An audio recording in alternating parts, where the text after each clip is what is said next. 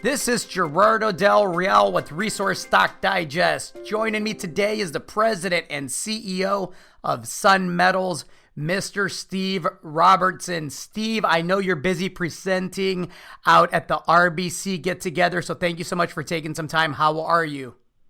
I'm doing just great. Thanks, Gerardo. Let's get right to the meat on the bone. The stock is down some 13% today on 2.2 shares approximately that traded. I did not expect that, considering that you just reported 3 holes step out drilling. And frankly, the grades were great. Continuity is excellent. You had 58 meters grading 2.49% copper, 2.61 grams per ton gold, and 44.3 grams per ton silver, or 4.54% copper equivalent in the 421 zone at the Stardust project. None of what I just said would have led me to believe that shareholders would have been as finicky as they appeared to be today. So let's get right to some of the questions that I've had floated to me, if you don't mind. Sure, that sounds great. First off, let's talk about the 3 holes that were reported. Your thoughts about the grades, both in copper and gold terms, and how you feel about the 3 holes that you did report on thus far.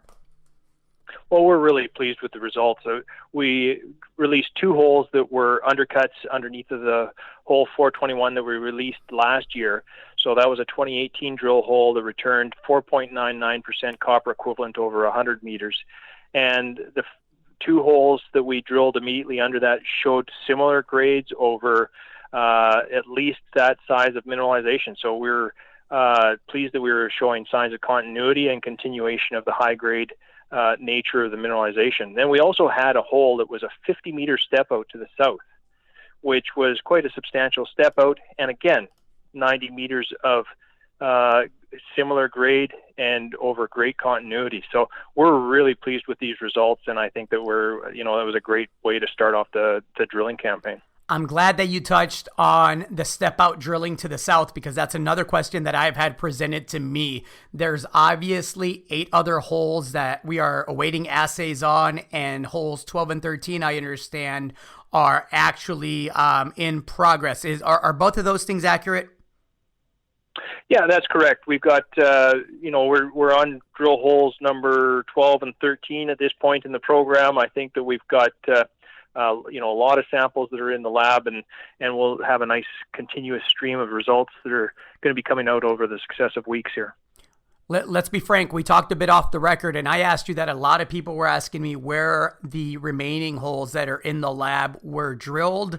You gave me a pretty precise response. I would love for you to repeat that, because I think the approach to assays, results, and location of drill holes is something that is on the minds of a lot of, I want to say, the more impatient shareholders. I think the long-term shareholders amongst us understand that the best systems tend to be complex. They evolve over time. That's why it's called exploration drilling. But can you speak a bit to the location of the holes or the approach with the remaining assays and the holes that are being drilled now?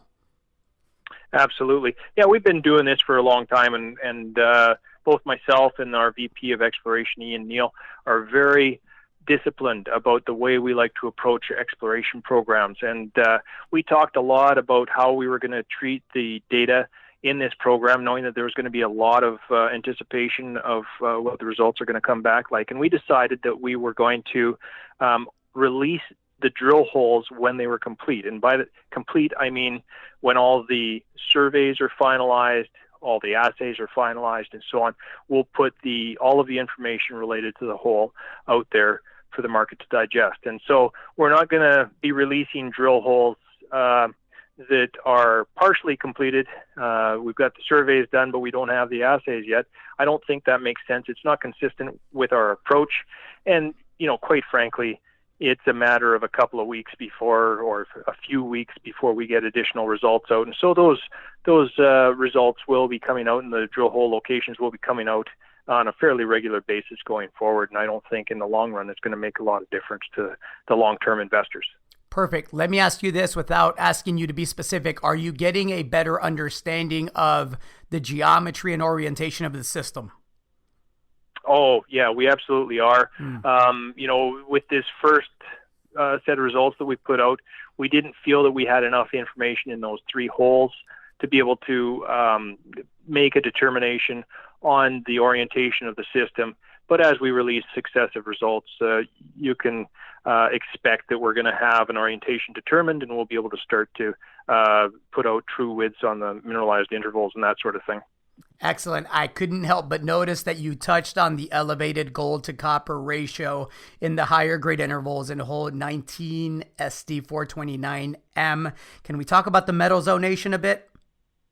Absolutely, yeah. We're not seeing a lot of localized metal zonation. That's really the only anomaly that we'd seen in the first 4 drill holes in this 421 zone. Overall, this system is so well disciplined. I mean, go 2.2 kilometers to the south and you get into the high grade precious metal epithermal veins, and as you come to the north you get into the zinc silver rich manto chimney part of the system. Going further to the north you get into the copper gold skarn part of the system. So that zonation is absolutely predictable, and it's showing us a nice linear trend going to the north. On a localized basis, these systems are highly complex and they're irregular, and you see things jigging and jagging all over the place on a localized system. And, I don't know as that we can draw too many, conclusions from the fact that we've got these 2 higher grade intervals that are in the hole that's a 50-meter step out to the south, hole 429. And, the gold to copper ratio is elevated. That's fantastic to see. Whether that trend continues or not, I don't know. It's only a 50-meter step out, but it's interesting and something that we're certainly watching. Fantastic. Steve, anything else that you want to add before I let you go? And I appreciate the response to all the questions. Yeah, no problem. We're very excited about this program. I think the guys on site are just doing a fantastic job of executing it in a very disciplined way. And this is going to be an exciting year for us. We're looking forward to getting on with it. Fantastic. Steve, thank you again. Appreciate it. All right. Thank you, Gerardo.